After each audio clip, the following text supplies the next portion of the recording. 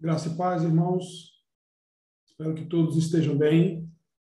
Quero convidar você, neste momento, a abrir a sua Bíblia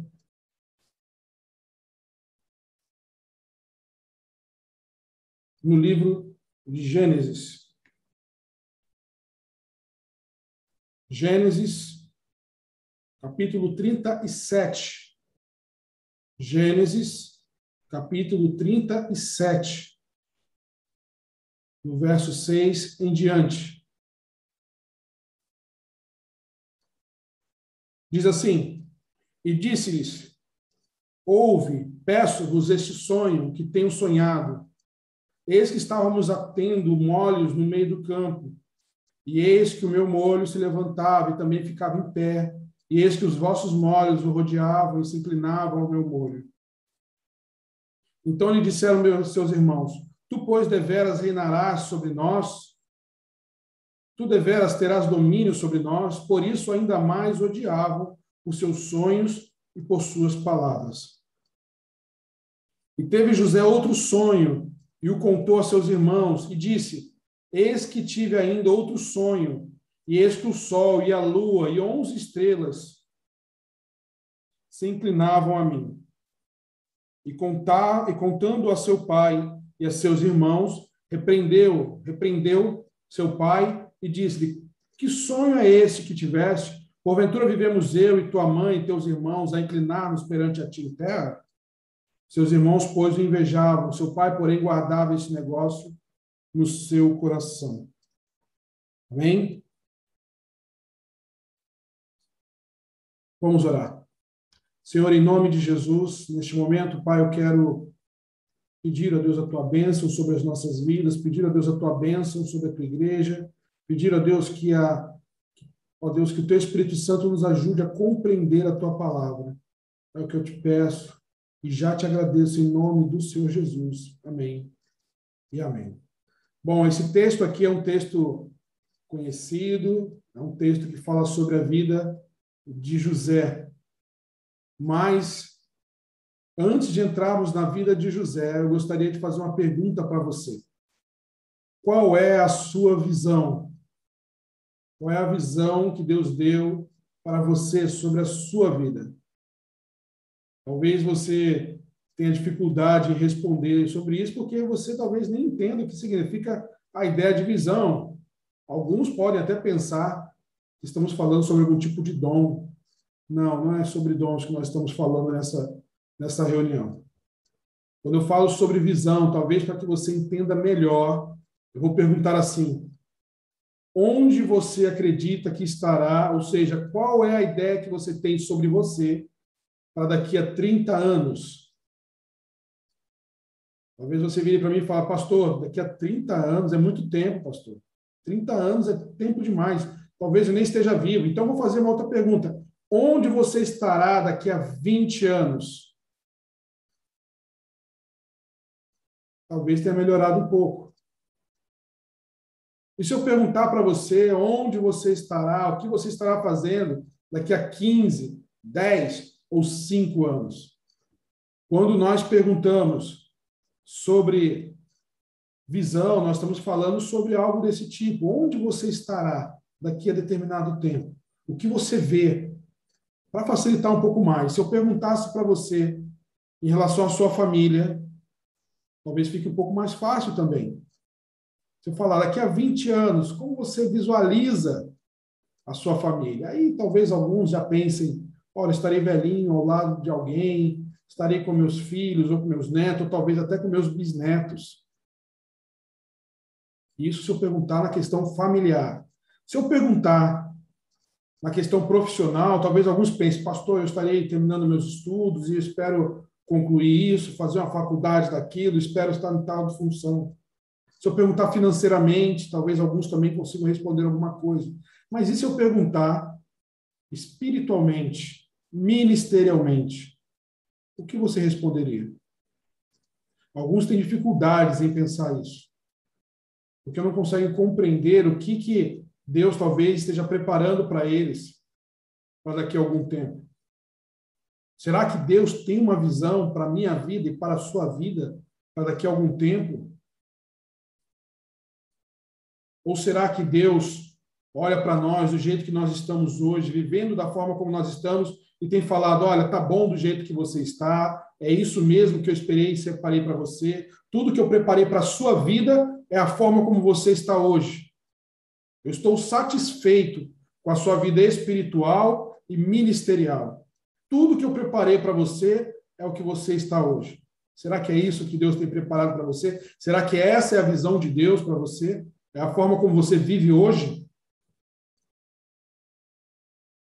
Vamos facilitar mais um pouco. Olhe para 5 anos atrás. Como estava a sua vida espiritual e ministerial? Mudou muita coisa de 5 anos para cá? As coisas mudaram, alteraram? Ou você continua da mesma maneira, da mesma forma? Alguns talvez podem até passar para 10 anos atrás. E eu faço a mesma pergunta: mudou alguma coisa na sua vida espiritual e ministerial? Ou continua parada, continua do jeito que você está hoje?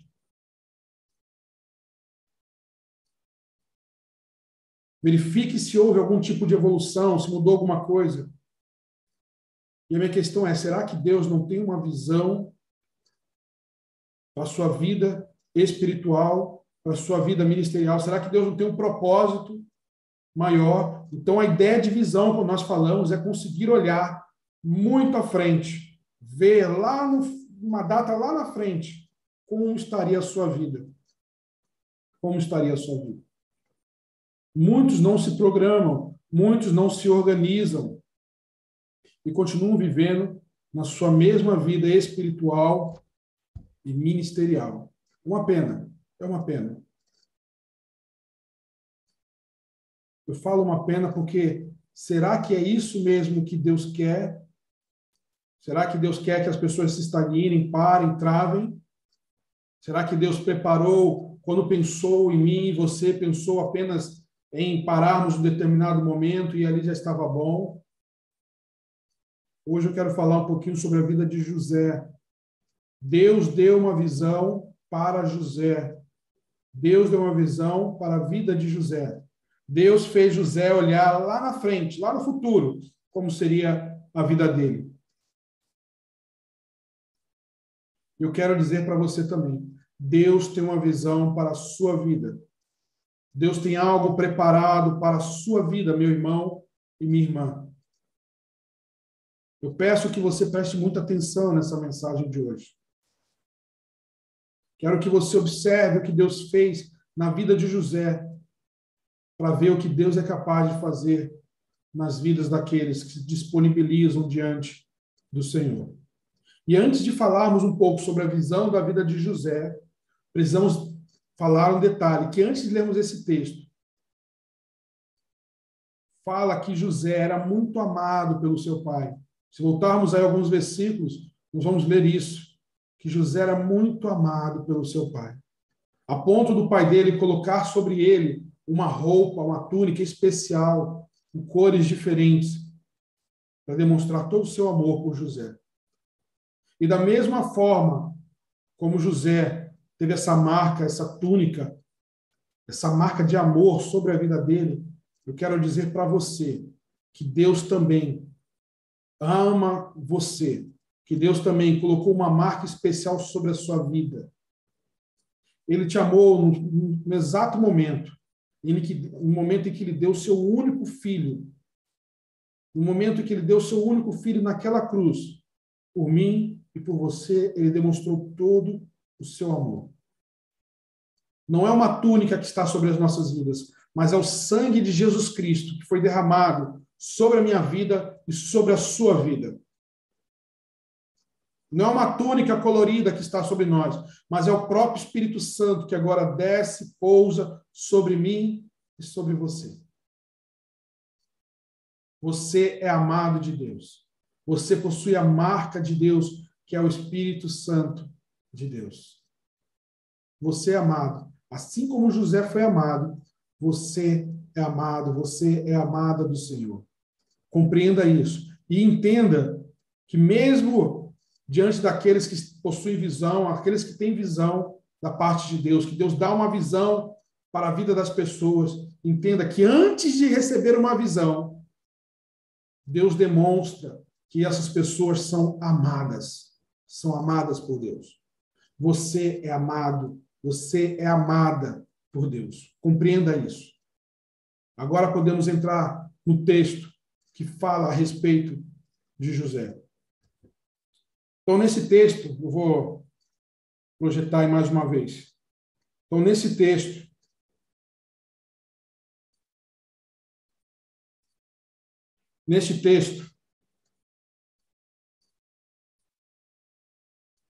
José, ele se aproxima dos seus irmãos.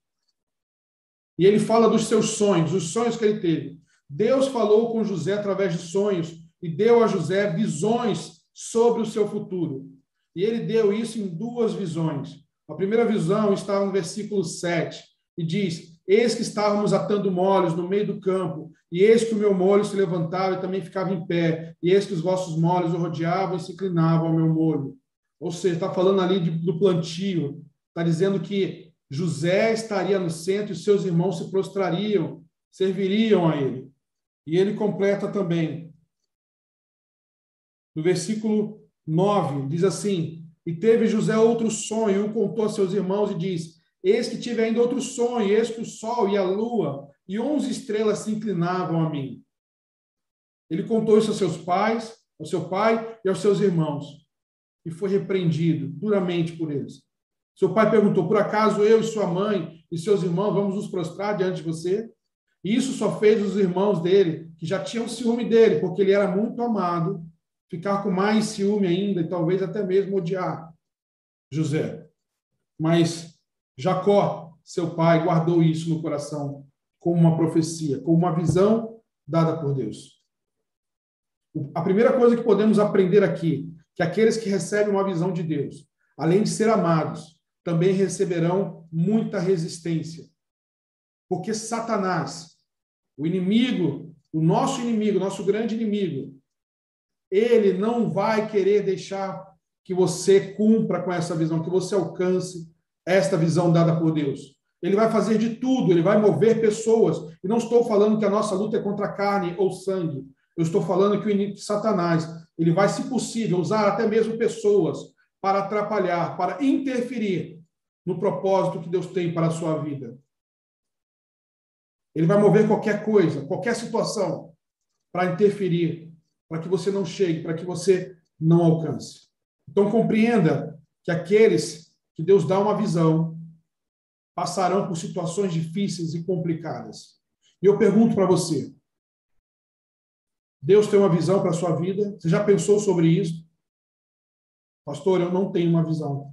Eu não consigo ver. Eu quero que você baixe sua cabeça agora. Quero pedir para que você feche seus olhos, só por alguns segundos, por favor. Feche os seus olhos. Eu quero que você ore a Deus. Fale com Deus: Senhor, mostre-me, ó Deus, o que o Senhor quer para a minha vida. O que o Senhor quer, ó Deus. O Senhor tem preparado para a minha vida. Assim como o Senhor fez com José, fala comigo, Senhor. Ministra o meu coração, trabalha, opera o teu querer sobre mim. Me mostra, ó Deus. Fale agora com Deus. Seja sincero diante de Deus. Deixe o Espírito Santo ministrar sobre você. Bom, talvez alguns tenham fechado os olhos. Talvez as respostas seja: pastor, eu não recebi nenhuma visão da parte de Deus. Deus não falou comigo sobre o que seria da minha vida daqui a 10, 20 anos. Mas eu quero dizer para você que Deus tem, sim, algo especial para você. Vamos ver um pouquinho sobre a vida de José. José, então, era um dos filhos de Jacó.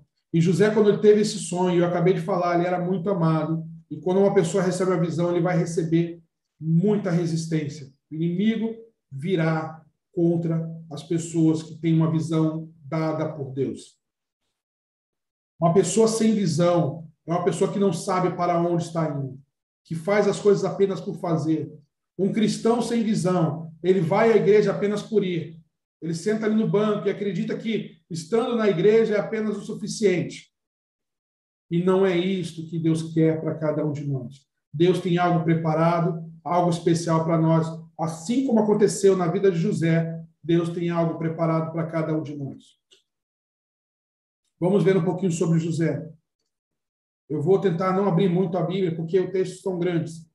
Mas, no capítulo 39, começa o ciclo sobre a vida de José. Para José chegar onde Deus queria que ele chegasse, para que José estivesse lá naquele lugar, naquele momento, naquela situação que ele mostrou diante dos seus irmãos, Deus precisava antes lapidar, trabalhar a vida de José. José era um diamante ainda sendo trabalhado, sendo lapidado, para que quando ele chegasse naquela situação, ele estivesse realmente capacitado e pronto para estar naquela situação, naquele posto. Assim foi com José. E nós podemos separar em 3 ciclos na vida de José, para que ele estivesse no lugar certo, na hora certa, da forma como Deus colocou a visão sobre a vida dele. E o primeiro ciclo é que os irmãos, vendo que José teve esses sonhos, preenchidos de ciúme, de inveja, até mesmo de ódio, pegou José, tomou a sua roupa e jogou ele em um buraco. Não sabia o que fazer com ele. Então, passando algumas pessoas, alguns comerciantes naquela região, pegaram e venderam José para esses comerciantes como escravo. Pegaram a túnica, levaram ao seu pai e falaram: pai, está aqui a túnica, José foi morto por um animal. Seu pai chorou. E José agora estava a caminho do Egito, como escravo. Ali começa o primeiro ciclo da vida de José. E José, quando chega ali no Egito, ele também é revendido como escravo para Potifar. Potifar era um grande homem no Egito. Ele tinha muitos servos. Mas José tinha uma visão dada por Deus. E talvez, quando nós falamos sobre visão, a gente pensa que tudo vai dar certo, que tudo vai ser bom. E não, não é assim. Eu falei que o inimigo faria de tudo para atrapalhar a visão. Mas a parte daqueles que possuem uma visão da parte de Deus é fazer o melhor. Fazer o melhor, com excelência. Tudo que Deus colocar nas mãos daquele que Deus der uma visão, essa pessoa precisa fazer o melhor, dar o seu melhor. E isto José fez. José chegou na casa de Potifar, muitos servos. Ele trabalhou, ele se dedicou, ele serviu da melhor maneira ao seu líder, né, ao seu patrão, ao seu dono, Potifar. A ponto de Potifar olhar para ele e falar: você é muito dedicado. Você trabalha com excelência. E eu vou colocar você como chefe dos meus servos. O máximo que José podia fazer, ele fez. O máximo onde José podia chegar, alcançar, José alcançou.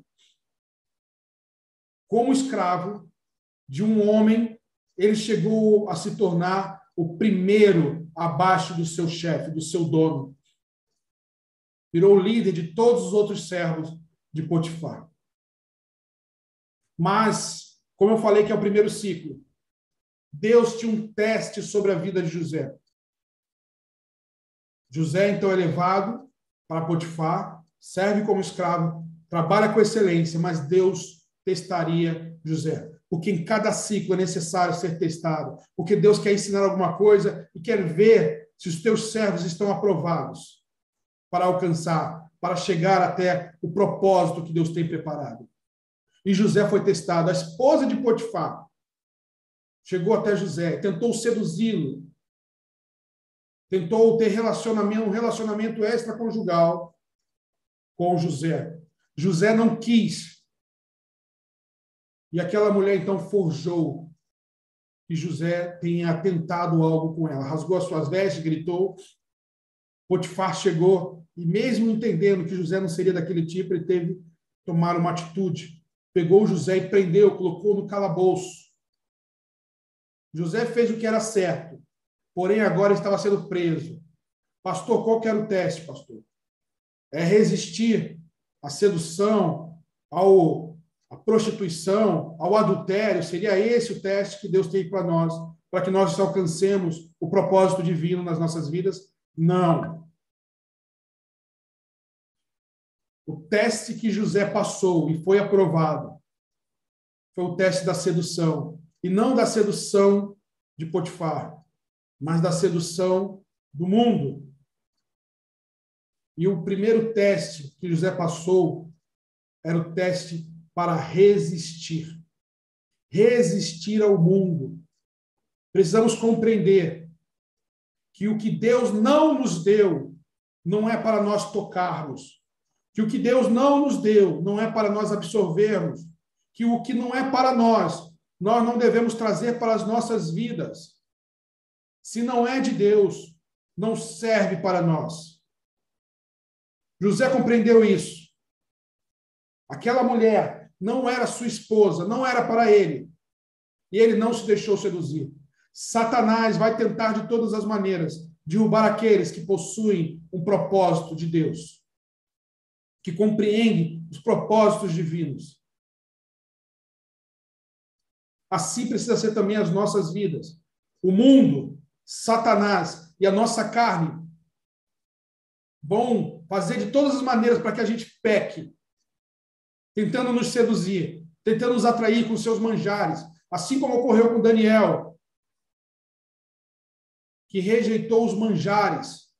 Assim precisa ser também as nossas vidas, diante dos manjares que o mundo oferece, com aparência de bom, com aparência de agradável, com aparência de satisfação da nossa carne.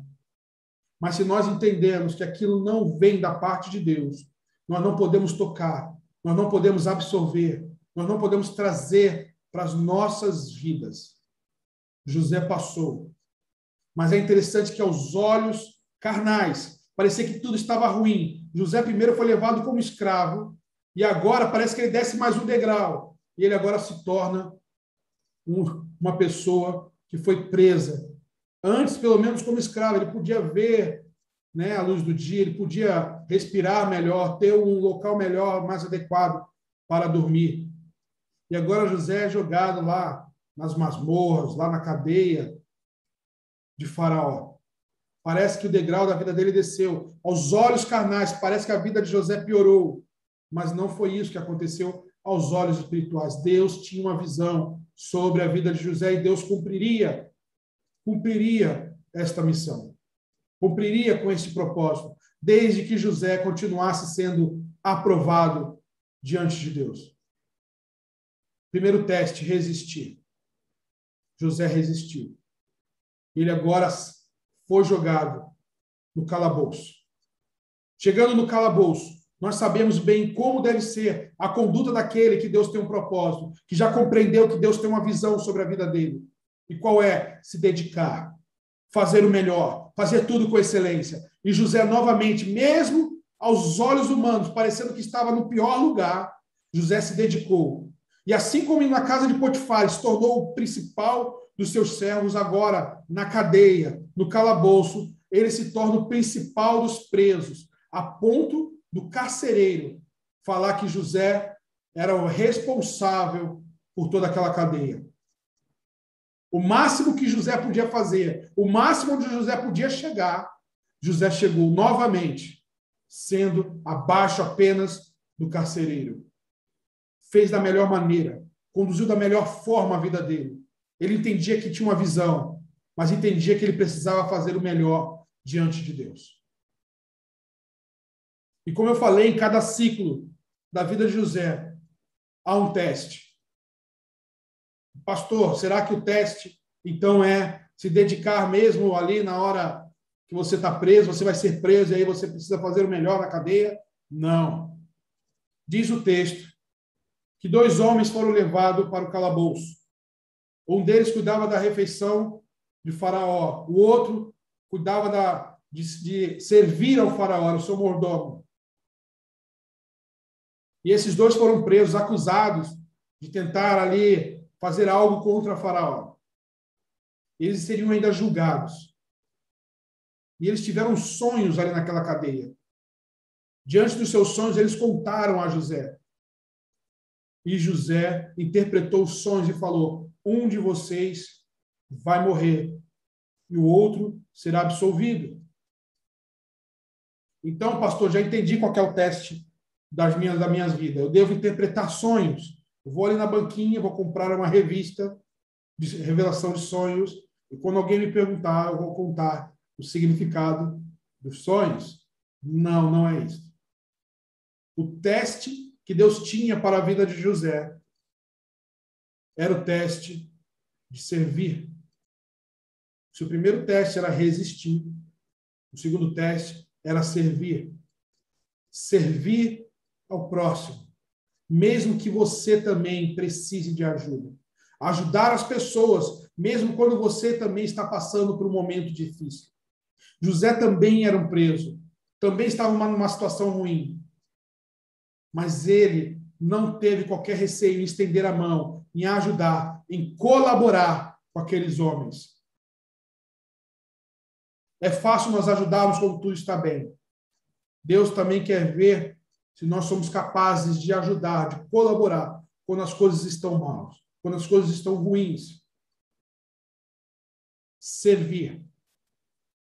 Deus quer que a gente sirva mais. Pastor, eu não tenho condições físicas. Deus quer que você sirva. Talvez Deus vai colocar pessoas também que não possuem capacidade física. Pastor, o meu casamento está com problemas, pastor. E chega gente diante de mim e pergunta, pede ajuda sobre casamento. Pastor, eu não vou ficar mais falando para elas se apegarem a Deus, para que elas sigam a palavra de Deus, porque o meu casamento está com problemas. Continue servindo, continue ajudando, continue colaborando. Enquanto você está servindo essas pessoas, Deus também está servindo a você. Deus também está observando a sua conduta. E Deus também está entrando com providência sobre a sua vida. José precisou entender isso na prática. Outras pessoas também estavam com problemas. E ele estendeu a sua mão. Pastor, eu não tenho dinheiro, mas pessoas estão ao redor precisando de ajuda. Pastor, eu não tenho conhecimento, mas existem pessoas ao redor precisando aprender alguma coisa. Se disponha, se disponibilize, compreenda que por mais que você tenha conhecimento, por mais que você tenha tempo, por mais que você tenha dinheiro, se você não se disponibiliza diante do Senhor, serve para nada diante de Deus. Serve para nada. Você pode ser um engenheiro, você pode ser um médico, você pode ser um teólogo, pode ser um professor, você pode ter o melhor dos conhecimentos. Se você não se disponibiliza para Deus, serve para nada. Serve para nada. Vir à igreja e não disponibilizar a sua vida diante do Senhor para servir, de nada serve. De nada serve. Deus, ele observa as pessoas, ele convida as pessoas para o seu propósito. Mas ele só pode trabalhar com aqueles que se disponibilizam, mesmo sendo fracos, mesmo sendo frágeis, mesmo não conseguindo talvez ter condições de fazer algo excepcional inicialmente. Mas Deus é capaz de trabalhar, de transformar essas vidas, de capacitar essas vidas. Mas precisamos nos disponibilizar. Esta é a primeira regra de um discípulo de Deus, de um discípulo de Jesus, a disponibilidade. Deus não pode fazer nada na minha vida e na sua vida se a gente não se dispor diante dele. Se a gente não falar como Isaías falou, Senhor, eu vivo no meio de um povo de lábios impuros, e sou um homem de impuros lábios. Mas, quando Deus falou, quem vai? Quem vai? Ele falou, eis-me aqui. Envia-me a mim, Senhor. Eu estou aqui, Senhor, diante de ti. A resposta de Isaías foi a parte mais importante, porque o restante era com Deus. Deus ia trabalhar, Deus ia direcionar, Deus ia capacitar, Deus ia sustentar. Deus não estava olhando ali para Isaías como se Isaías fosse o melhor dos seres humanos, porque todos pecaram, todos dependem de Deus, todos estão necessitados de Deus. Não há melhor ou pior. mas há aqueles que se disponibilizam, há aqueles que querem seguir, que querem obedecer à vontade de Deus. E é com esses que Deus trabalha. José foi aprovado em servir. José resistiu, José serviu. E aqueles homens, então, que José ajudou, voltaram ali, né? Um foi morto e o outro voltou para o seu serviço. José falou, lembre-se de mim, mas aquele homem não se lembrou. Não se lembrou. Voltou para o seu trabalho, para o seu serviço, seus afazeres. Mas Deus tinha uma visão sobre a vida de José. Então, depois de algum tempo, agora foi a vez de Faraó ter sonhos. Faraó sonhou. E aquele homem que estava ali próximo de Faraó, que um dia esteve preso lá com José, falou, meu rei, né? Faraó, existe alguém que conhece. Eu peço desculpas porque eu deveria ter falado antes. Mas olha, tem alguém que está preso, que foi preso comigo naquela época, em que tivemos problemas aqui. Aquele homem me ajudou, ele compreende sobre sonhos. Então, Faraó manda trazer José. José se apresenta diante de Faraó. Faraó conta os seus sonhos. E José interpreta. E nós sabemos qual é o sonho, quais são os sonhos de Faraó. Ele fala ali sobre as espigas, que existiam 7 espigas muito bonitas, muito frondosas, cheias. E, de repente, aparecem, né, as 7 espigas começam ali a murchar, a ter problemas sérios com as 7 espigas. Depois aparece a questão das vacas gordas, e nós já conhecemos. Depois surge a questão das vacas magras, sendo consumidas. E José pôde interpretar falando que haveriam 7 anos de abundância, 7 anos de bênção sobre a terra. Mas depois desses 7 anos, haveriam 7 anos de escassez sobre a terra. E Faraó não sabia o que fazer. Perguntou para José, e José fala, olha, construa reservatórios para guardar o máximo possível durante esses 7 anos, para que possam consumir todo esse mantimento durante os 7 anos de escassez. Faraó ouviu José, entendeu como ele estava sendo dedicado, como ele estava servindo bem, e colocou José agora, nesse terceiro ciclo, colocou José como segundo do Egito. Assim como José se esforçou e fez o melhor, ali na casa de Potifar, chegando a ser o segundo, abaixo apenas de Potifar, assim como José foi na cadeia, se esforçou, deu o seu melhor, e se tornou ali apenas abaixo do carcereiro, agora José faz o seu melhor, porque aquele homem havia prendido José. Aquele homem manteve José preso. Faraó era o responsável por manter José preso. Faraó nem se importou em avaliar se José estava correto ou não, se José era um homem que não havia cometido qualquer falha ou não. Não simplesmente não avaliou o seu caso. E deixou ele lá preso, permitiu que ele ficasse preso. Não se importava com os presos. José poderia muito bem não se importar agora com o Faraó e falar, agora que eu sei o que significa esse sonho, não vou te contar. Eu quero mais é que todo mundo agora, né, tenha os seus problemas. Mas não foi isso que José fez. José fez o seu melhor. E ele alcançou ali o segundo posto mais importante do Egito. O máximo onde José podia chegar. Ele se esforçou e chegou. Ele se dedicou.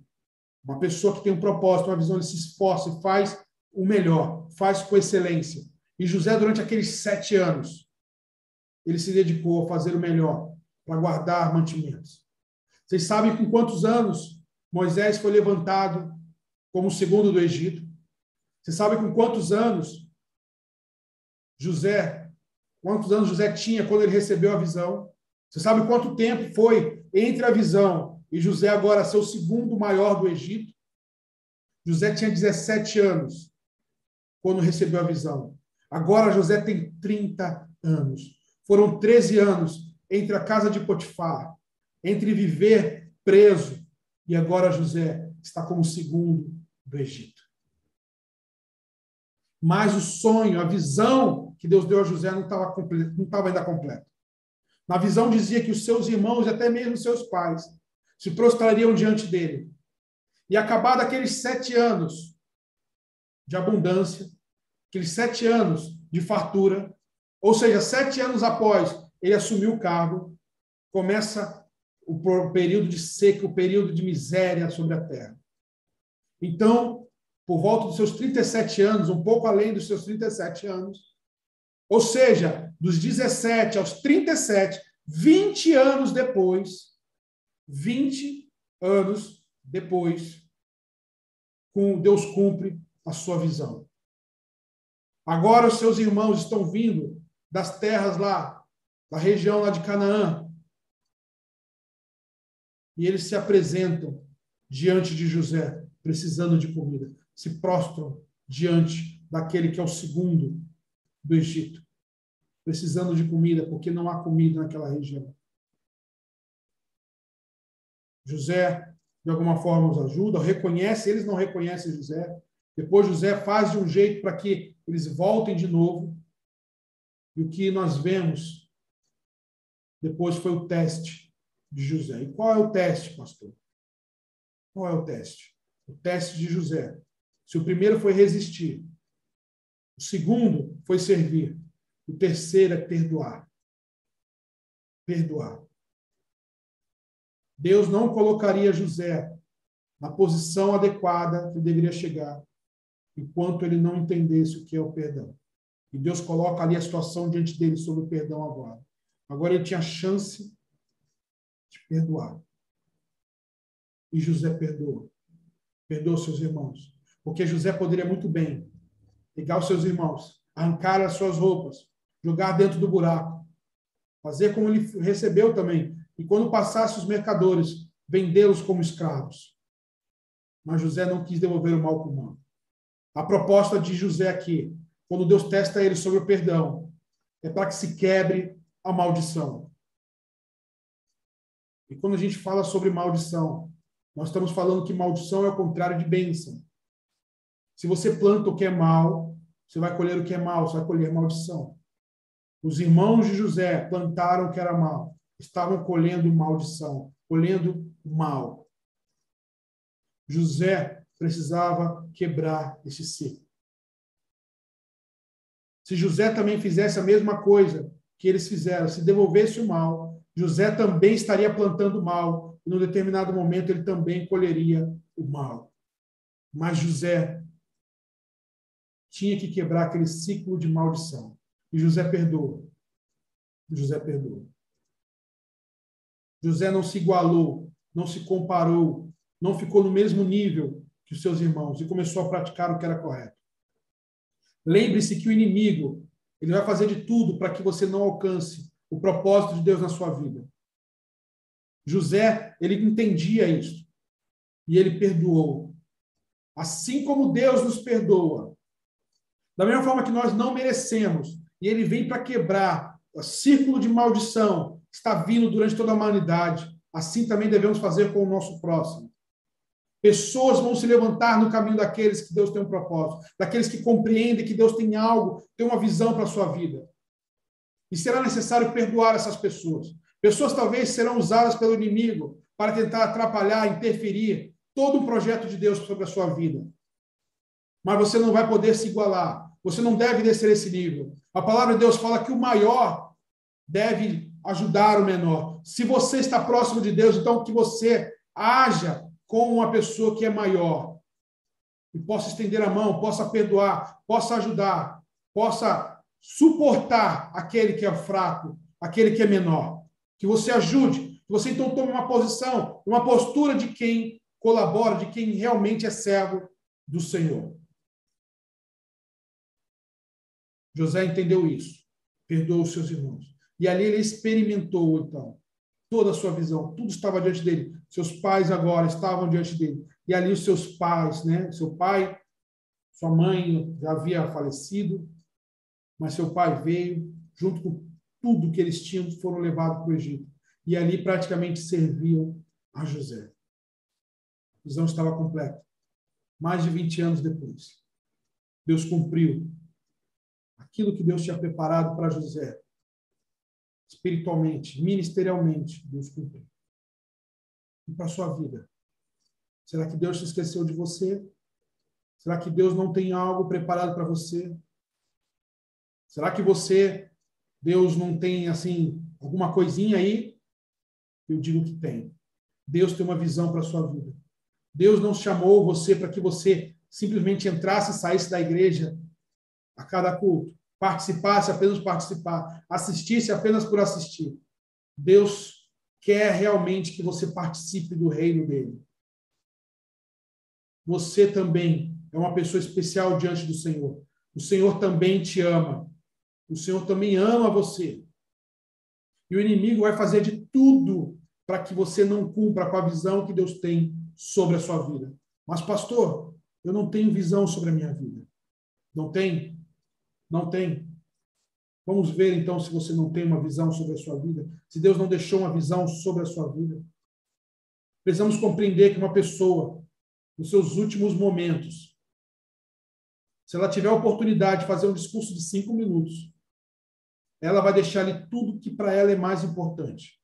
Se eu fosse morrer, se você fosse morrer agora, e fosse dado a você apenas 5 minutos, para que você pudesse falar alguma coisa. Você não ia falar, olha, precisa abastecer o carro, olha, precisa pagar aquela conta de luz. Você não ia falar sobre isso. Você ia deixar orientações para os seus filhos, para os seus netos, para os seus amigos, para as pessoas que você ama. Orientações que realmente fizessem a diferença na vida delas. Você tentaria, de alguma forma, ajudar essas pessoas a viver da melhor maneira diante do Senhor. Ou diante da vida. E nós temos este exemplo em Jesus Cristo. Jesus Cristo não ia morrer. Jesus Cristo já morreu, já ressuscitou, mas antes dele subir ao Pai, ele deixa as suas últimas palavras para a igreja. E quem é a igreja? A igreja sou eu, a igreja é você. Não é um prédio, não é uma instituição. Ali ele estava falando para mim, estava falando para você as suas últimas palavras. E deixou registrado para que você recebesse uma visão da parte de Deus, para que você compreendesse qual era o propósito da sua vida, para que você compreendesse onde Deus quer que você chegue. Eu quero que você leia comigo. Quero que você leia comigo agora. O livro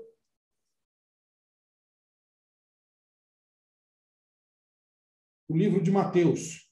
Vamos ler aqui.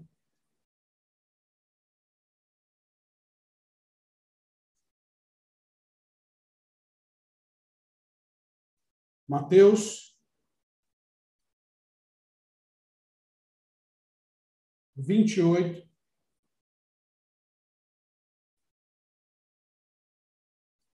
versículos 19 e 20.